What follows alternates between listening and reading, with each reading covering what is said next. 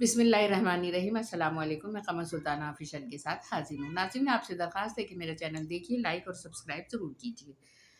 ناظرین کرام، ایک اور خون ہو گیا، لوگوں پر زمین تنگ کی جانے لگی اور لوگوں کو موت کے منہ میں دھکیلا جانے لگا۔ مخالفت کے جواب میں موت دی جانے لگی۔ حکومت نے اس بات کا، جو ایک سینئر صحافی ارشد شریف صاحب کینیا میں تھے اور پہلے وہ دبئی میں تھے، اس کے بعد وہ کینیا چلے گئے، وہاں پر ان کو شہید کر دیا گیا ہے۔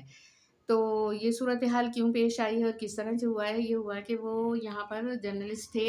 نیو حکومت آنے کے بعد جو نئی حکومت آئی ہے شہباز شریف کی، انہوں نے ان پر مقدمہ ڈالا اور مقدمہ ڈالنے کے بعد ان کو گرفتار کرنے کی کوشش کی، جس کی وجہ سے وہ کسی طرح سے نکلنے میں کامیاب ہوئے اور دبئی پہنچ گئے۔ دبئی پہنچنے کے بعد پاکستانی گورنمنٹ نے پھر دبئی گورنمنٹ سے رابطہ کیا اور ان سے کہا کہ اس شخص کو ڈپورٹ کریں یا ہمارے حوالے کریں یا انہیں یہاں سے نکال دیں۔ دبئی حکومت نے ارشد صاحب سے رابطہ کیا اور رابطہ کرنے کے بعد انہوں نے کہا کہ بھائی آپ کو ہم ڈپورٹ کر رہے ہیں، یا تو آپ ڈپورٹ ہو جائیں یا اس ملک کو چھوڑ کر کہیں اور چلے جائیں، آپ کی گورنمنٹ کی طرف سے ہم سے کہا گیا ہے۔ تو انہوں نے ریکویسٹ کی، لیکن ان کی ریکویسٹ نہیں سنی گئی۔ اس کے بعد کسی نے انہیں مشورہ دیا یا ان کے دماغ نے کہا، یہ دو باتیں سامنے آ رہی ہے کہ یا وہ خود گئے ہیں یا ان کو کسی نے مشورہ دیا ہے کہ کینیا چلے جائیں، کیونکہ وہاں ویزے کی ضرورت نہیں ہوتی اور کسی اور ملک کا ویزا انہیں دیا نہیں جا رہا تھا۔ تو وہ یعنی کہ مرتا کیا نہ کرتا کہ مزداق، وہ بیچارے وہاں سے نکل کے کینیا چلے گئے۔ کینیا گئے ہوئے انہیں کچھ ہی دن ہوئے تھے، تو وہاں پر جو ہے ان کا ظاہر پیچھا کیا گیا ہے یا جو کچھ بھی کیا گیا ہے، جو حادثہ ہوا ہے یہ بہت کچھ بتاتا ہے کہ واچنگ کی جا رہی تھی، ان کو دیکھا جا رہا تھا، نوٹ کیا جا رہا تھا اور ان کو ہر جگہ نوٹ کیا جا رہا تھا کہ وہ کہاں نکلتے ہیں، کہاں جاتے ہیں، کس طرح سے جاتے ہیں۔ وہاں کی پولیس نے بھی اپنی غلطی مانی ہے کہ ہم نے کچھ اور سمجھا تھا اور کسی اور کو سمجھا تھا، یہ ہوا اس طرح سے۔ لیکن یہ بات اس طرح سے نہیں ہے۔ اب جو تحقیقات سامنے آ رہی ہیں، وہ تحقیقات ہمیں بتا رہی ہیں کہ یہ چیز ایسی نہیں ہوئی، باقاعدہ پری پلان یہ واقعہ ہوا ہے۔ اور اس میں دیکھیں، ایک بات یہ ہے کہ ایک انسان کو اتنا تنگ کیا گیا کہ اس کے اپنے وطن کی سرزمین اس کے لیے تنگ کی گئی۔ جب وہ یہاں سے تنگ ہوا، دوسرے ملک گیا، تو وہاں سے بھی اس کو نکال دیا گیا۔ ساری ایک اگر کوئی بھی شخص ہے، اللہ کی زمین ہے، مخالفت ہو سکتی ہے، کوئی بھی کسی کا مخالف ہو سکتا ہے، اس کا یہ مطلب نہیں کہ اس کی جان لے لی جائے۔ تو یہاں پر یہ ہوا کہ اس کی جان اس طرح سے لی گئی ہے کہ کسی کو کچھ پتہ نہ چلے، لیکن خون بولتا ہے، خون رنگ لاتا ہے، خون اپنے آپ کو ظاہر کر دیتا ہے کہ یہ کیوں اور کیسے ہوا اور یہ کیا ہے۔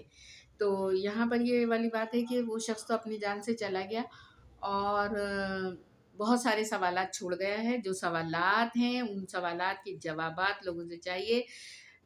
پورے پاکستان میں مختلف تنظیمیں، صحافتی تنظیمیں، پی ایف یو جے اور بہت سارے صحافی حضرات اور انڈیویجولی اجتماعی طور پہ سب طرح سے وہ احتجاج کر رہے ہیں اور اس تحقیقات کو مکمل کرنے کے لیے حکومت پاکستان پر دباؤ ڈالا جا رہا ہے۔ حکومت پاکستان نے بھی کینیا کی حکومت سے رابطہ کیا ہے اور ان سے تحقیقات کی تفصیل مانگی ہے۔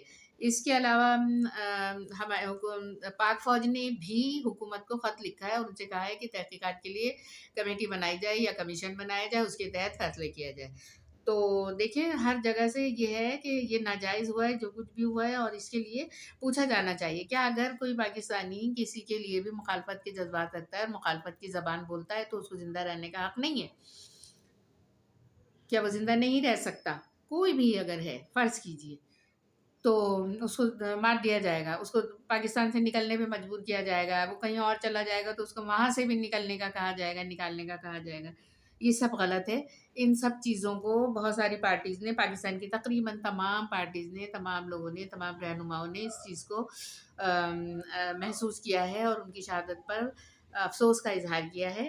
تو یہی بات مسلم لیگ نون نے بھی کی ہے، ان کی قیادت نے افسوس کا اظہار کیا، لیکن ان کی سربراہ جو ہیں ایک مریم نواز شریف صاحبہ، انہوں نے اس پر طنزیہ جملے لکھے، ٹویٹ کیا اور کہا کہ اس سے لوگوں کو سبق لینا چاہیے۔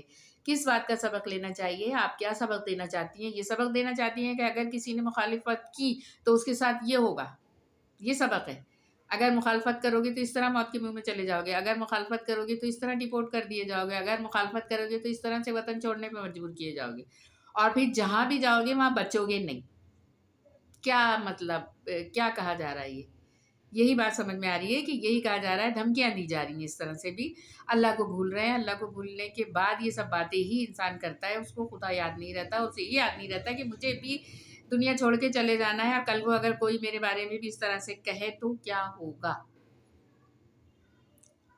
और इसके अलावा एक बात ये है कि जो भी मुखालिफत अभी यही समझ में आया, ये तो शहादत हो गई। इससे पहले और इससे इससे इस शहादत से पहले भी कई लोगों को पकड़ा गया, ले जाके तशद्दुद का निशाना बनाया गया, उनको इंसानियत से सलूक किया गया, नंगा किया गया। जो इज़्ज़तदार अफराद थे, जो कई लाखों लोगों का मैंडेट लेकर असेंबली तक पहुँचते हैं, हज़ारों लोगों का मैंडेट लेकर असेंबली तक जाते हैं, नुमाइंदगी करते हैं अपने लोगों की, अपने सर्कल की, उनको बेइज़्ज़ती की गई, उनकी इंसल्ट की गई और उसके बाद उनको छोड़ा गया। तो वो अपने ज़िंदा रहने पर शर्मिंदा हैं, वो लोगों के सामने आने पे शर्मिंदा हैं, इस तरह से उनके साथ सलूक किया गया।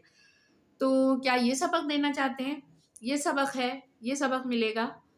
तो ये सवाल है कि इस तरह से सलूक जो है, ये वाली बात जो है, इससे पहले इस तरह का इंसानियत सलूक और पकड़-धकड़ और थोड़ी-सी बात पे, थोड़ी-सी मुखालफत पे कराची में भी होती रही है, यहाँ पर भी यही चीज़ थी। अब ये पूरे मुल्क में फैल रहा है। देखिए, यही बात होती है कि अगर बुराई थोड़ी-सी शुरू हो तो उसको शुरू में ही ख़त्म कर देना चाहिए। वो बढ़ते-बढ़ते पूरे मुल्क में अब फैल रहा है और वही चीज़ अब सब जगह शुरू हो रही है। इस चीज़ को रोक देना चाहिए। अमर बिल मारूफ नही अनिल मुनकिर। तो इस चीज़ पे अमल करना चाहिए। ये अल्लाह ताला का फ़रमान है, हुज़ूर सल्लल्लाहु अलैहि वसल्लम की हदीस है कि बुराई को रोको और अच्छाई को फैलाओ, बुराई को बुरा ही जानो। तो अब इस सूरत-ए-हाल में लोगों को अब इनको तो सज़ा मौत की शक्ल में दे दी गई। इससे पहले भी कई लोग जो मुखालिफ़त कर रहे थे, मौत की नींद सो गए। तो फिर अब सवाल ये उठता है, जो लोग सोचने पर मजबूर हैं कि अभी तक तो कुछ नहीं था और जब लोग इस तरह से मुखालिफ़त में जान से जा रहे हैं, तो क्या हो रहा है? ये कौन कर रहा है? किस तरह से हो रहा है? क्यों हो रहा है? लोगों के सवाल हैं ये। क्यों है? किस तरह से है? और कौन करवा रहा है? तो अब यही सवाल है और यही मेरा भी सवाल है कि क्या हमारी हुकूमत, हमारे लोगों को तहफ़्फ़ुज़ फ़राहम करेंगे? वो मुखालफ़त कर सकते हैं लोगों की या नहीं कर सकते, या सब अच्छा है कर आग अलापेंगे, सबको अच्छा कहेंगे, सबको अच्छा ही जानेंगे? या बुरा मतलब मुखालफ़त करने वालों को, तनक़ीद करने वालों को तहफ़्फ़ुज़ भी दिया जाएगा? तो ये मेरा सवाल है, ये सवाल मैं यहीं छोड़ती हूँ। दूसरे व्लॉग तक अल्लाह हाफ़िज़।